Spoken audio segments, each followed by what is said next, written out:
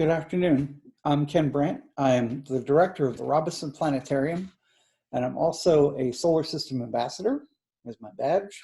This is a volunteer program run by NASA and the Jet Propulsion Laboratory, where we get the word out about space missions and space exploration. And today is all about Mars and the next rover to go to Mars, the Mars 2020 Perseverance rover. And I'm going to share my screen and begin my presentation. So let's go here. Let's play from the start. There we go. The Mars Perseverance mission is launching in July of this year. And my contact information is down underneath the JPL Solar System Ambassador, brandt@uncp.edu. So let's see, I'm seeing something in the chat. Let's find out what's going on. Ah, there we go. Okay. Yes, thank you for joining. All right, so our next slide. Whoops. Next slide. That is the planet Mars. That is the topic of today's presentation. And that's what Mars looked like when you take a whole bunch of pictures that another probe called Viking took back in 1980, and you stitch them together. It's called the mosaic. And this is a global mosaic of the planet Mars. Prominently featured here in the middle is the Valley of the Mariners, or Valles Marineris, right there in the middle. And that's what Mars looks like to us here from Earth in a small, like a medium-sized amateur telescope, like you might have seen if you've ever been to a star party, where people set up telescopes and you look through them. So this is what Mars looks like. You can see some major landforms of Mars.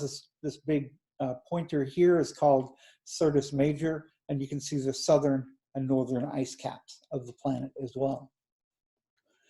So we're going to go back in time a little bit and talk about some of the missions of exploration that have already successfully been to Mars. We'll start with Mariner 9. This is in 1971. Viking in 75 and 76. This is the Viking lander.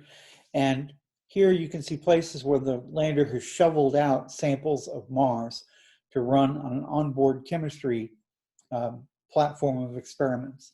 They were looking for life on Mars, and they didn't find anything definite on the surface. The feeling now is if you're going to find life on Mars, it's going to be under the surface. This is Sojourner, a little rover that traveled to Mars in 1997. The Mars rover's Spirit and Opportunity. Opportunity is my favorite Mars mission of all time because it lasted 53 times longer than it was supposed to, which is a great thing. This is the Mars Phoenix lander, one of its legs, and a camera was pointed at the leg on different Martian days. They're called sols on Mars. So the 8th day, the 31st day, and then the 44th day of the mission, Phoenix saw these droplets of very, very salty liquid water on the leg that had condensed out on the leg in the morning. Kind of like frost, but a liquid version of frost. This is the Curiosity rover, which is currently driving around on Mars. It's driven about 12 miles and it's still going. And this is the architecture for Mars missions in the future. We see the InSight lander, which landed in 2018. That's a mission looking for earthquakes on Mars, or Mars quakes.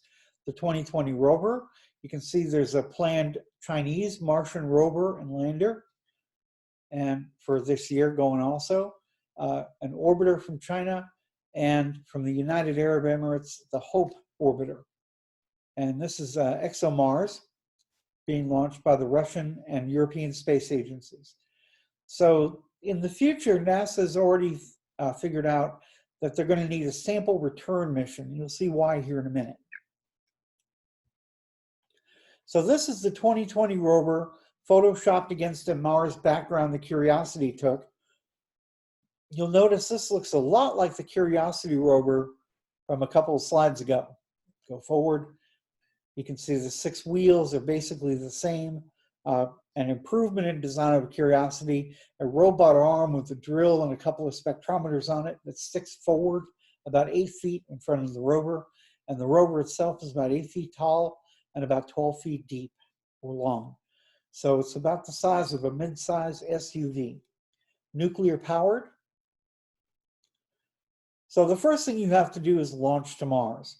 That's what this slide depicts here, the launch of the 2020 rover, which will happen on or after 17 July of this year. And once you launch it, it's got to go to Mars. And then it's got to drop down onto the surface using this feature called a sky crane. And the sky crane actually lowers the rover wheels first down into a smooth section of Mars. And we'll talk about how it lands here in a minute. And then, of course, the actual surface mission, the actual going out and exploring Mars once it lands. And it's looking for evidence of biological signatures and chemicals. So it's looking for the chemicals and the signatures that might indicate life on Mars. So there's a couple of the instruments that's going to be used. This is an example of a life sign we find on Earth in very old rocks, about 3.5 billion years old. This is called a stromatolite. It's an algae colony. And so using the Martian instruments, you would determine the elements that are in the rock, and you'd also be looking for the organics, specifically the organic compounds, like organic carbon. The other thing that 2020 has, which is an unusual instrument never before launched to Mars, is a way to cache samples. So it gets samples, it grabs them, it stores them in a test tube, which looks like this, and lays them out on Mars for a future mission, the 2024 mission to Mars, which will go around and pick these things up, blast them back to Earth. So the sample tube is about the size of your pinky, okay, about 5 centimeters long, 1 centimeter across in diameter. Now this is where it's going to land on Mars, a place called Jezero Crater. This is a global map of Mars with altitude highlighted. So Mars doesn't look like this. Mars is orange brown. But when you classify its surface by altitude, the blues and greens are below sea level, or what would be sea level if there was an ocean on Mars. The yellows are shoreline. The oranges and reds are higher elevations, and the browns and whites are the highest. These are mountains, like volcanoes on Mars, huge volcanoes. So we're going to zoom in on Syrtis Crater here, or Jezero Crater here. It's this little guy right here, that little one. And that's what it looks like up close. Now this is a map that shows the different geological formations. The colors in here, this is a black and white picture on which colors have been superimposed. And the different colors correspond to different geological units that are of interest to life scientists on Mars. So how is this thing going to enter, descend, and land on Mars? It's going to use the sky crane technology, but the technology has been improved since they landed Curiosity with basically the same technology back in 2012. You can see that the landing radius, these circles correspond to the places an orbiter or a lander can land. These are called landing ellipses. And the Mars 2020 is a lot smaller than even Curiosity's was back in 2012. Now, when I say Mars 2020 and Perseverance, those are interchangeable because the Perseverance rover is the name of the 2020 rover. So the landing technique matches up the terrain with orbiter images of the terrain. And if the terrain looks rough to the rover, it can actually deviate or change its course on the way down. So it's going to move from here, landing here in the mountains, out to here, landing in the soft plain. That's where you want to land. You want to land in the flat areas and then drive into the mountains. That's the strategy. So this is the landing ellipse that, again, without the colors, superimposed on this delta feature in Jezero Crater. This delta is where a river runs into a larger body of water. If this was Louisiana, New Orleans would be about here on your delta, okay, on the Mississippi River Delta, to give you an idea of a comparison of this size delta to one on Earth. So the Mississippi Delta in Louisiana is very similar in size and structure to the delta here in Jezero Crater. And this is a great place to look for fossils, for evidence of past life, because we've got all this liquid water that's depositing slowly in a lake bed. And this lake bed is out here. This is where the rover is actually going to land, is somewhere smooth, and then drive up this way into the crater or into the delta, probably check this crater out, and then drive up the riverbank up into the mountain. So this is what it's using. It's using these data points here to form a landing. It's used comparing this images of the surface that have been previously taken.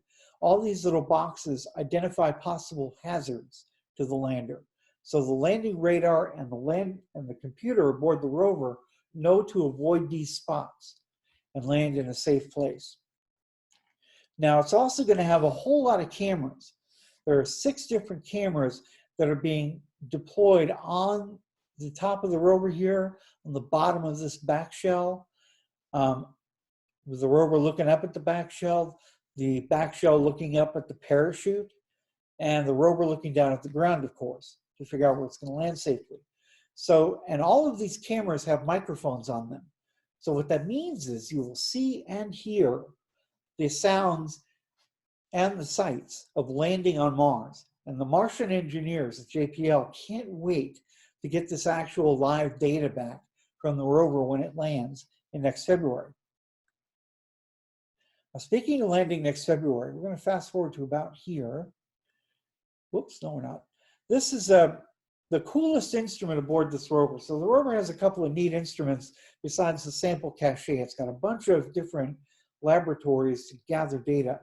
It also has a machine on it that's going to convert the Martian carbon dioxide atmosphere into oxygen to see if we can use that machine for human beings when they go to Mars, and they're going to need air. If they can make air out of the Martian air, that's one less resource they have to bring with them. So this is a video showing the coolest instrument aboard this entire rover.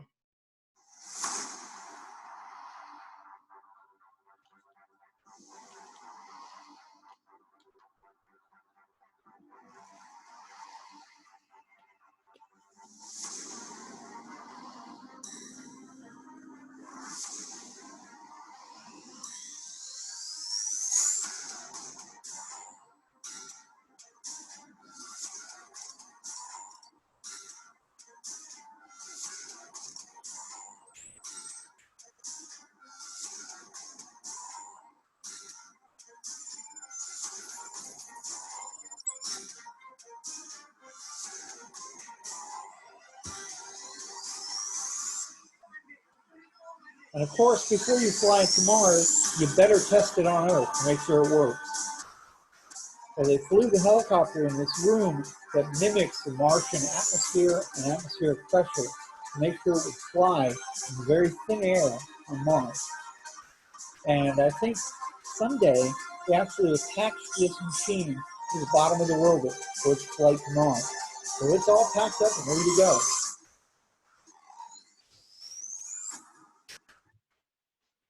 Yep, NASA does some pretty cool stuff, including landing a helicopter on Mars. So the launch period opens July 17th of this year. It runs through the beginning of August. I'm not sure the end date, but there's about a 3-week launch window where Earth and Mars are lined up exactly right in space to be able to get to Mars with the least amount of rocket fuel. The landing date has already been set, and you may want to put this into your calendars for long-range planning for like landing events. The landing day is February 18th, 2021, right around 3 p.m. Eastern Standard Time. So it'll be in the afternoon.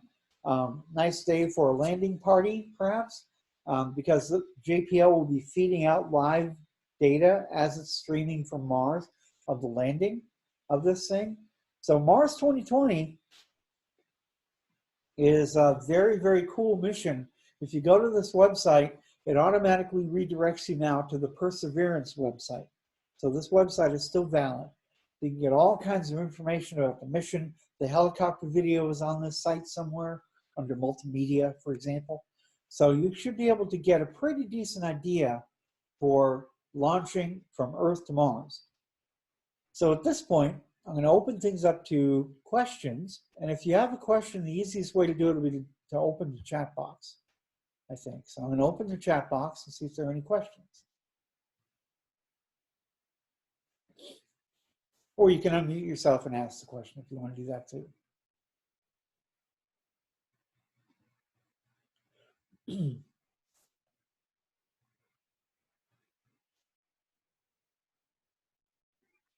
So they're using previous data from previous landings to find out exactly where to land this one.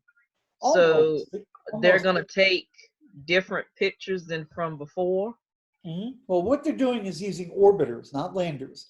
So there's an orbiter called the Mars Reconnaissance Orbiter, and it's got a camera aboard called HiRISE.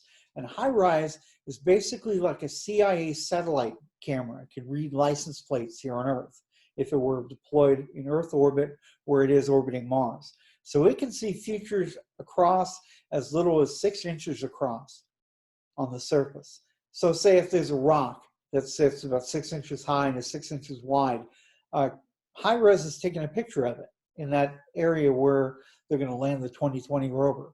So the rover compares those images, because it's got that whole library of images aboard on its computers, and it can compare those images to what it's actually seeing as it's coming down with its downward pointing camera.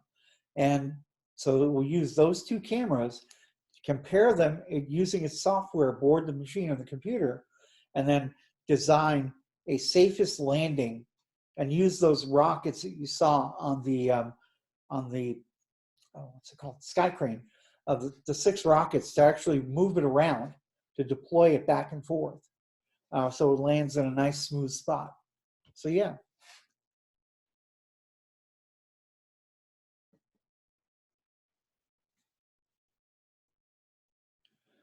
Any other questions about anything? What are they actually trying to, I guess, determine with this mission? Well, they want to do a few things with the mission. They want to see if they can make oxygen out of carbon dioxide. That's one thing. They want to see if they can find evidence for fossils or biosignatures, what they call biosignatures, which is organic compounds that can only be made by living things in the rocks. So they're looking for they're mostly looking for evidence of past life. If they get really good areas to look in, they're going to take samples in those test tubes and use the samples for another mission to come along back in, like in 2024, scoop the samples up and bring them to Earth. So this is a lot of ways, it's a sample collecting mission for a future mission in 2024 to land, gather them all up, stick them in a box somewhere, and shoot them back to Earth. And then have the Earthbound labs analyze them with equipment that's just not available on the rover. Because again, you've only got about 20 or 30 cubic feet to work with in terms of putting instruments aboard the rover to analyze. So you've got to have some way to bring the samples back to Earth where you can deploy an entire chemistry lab on a small amount of Mars. And so we can learn a lot more if we can bring them back to Earth than if we just analyze them with the rover on Mars. And the other thing it's going to do is demonstrate the technology of the helicopter flying on Mars, because a future Mars mission may be entirely helicopter. It may be just a helicopter rover with the ability to sample soil and stuff. So again, that's all in the future.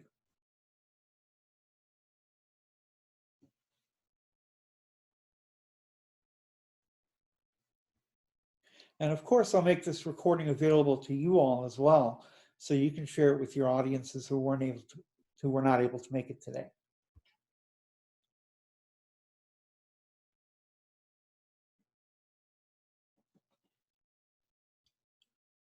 So is there anything else before I close her down?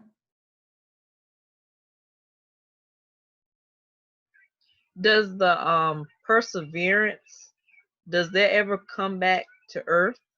That's a good question. Nope. All the robots we've sent so far are on a one-way trip. Once they go to Mars, they stop working. They just sit there on Mars. probably the future sites for museums, or certainly like national parks, if you will, on Mars, where people can go and visit them. Once humans actually go to Mars, they can actually go to visit these sites where all the different rovers are or landers are. Like you can go visit the Viking 2 landing site if your settlement is pretty near there. Yeah, so they become monuments to human exploration.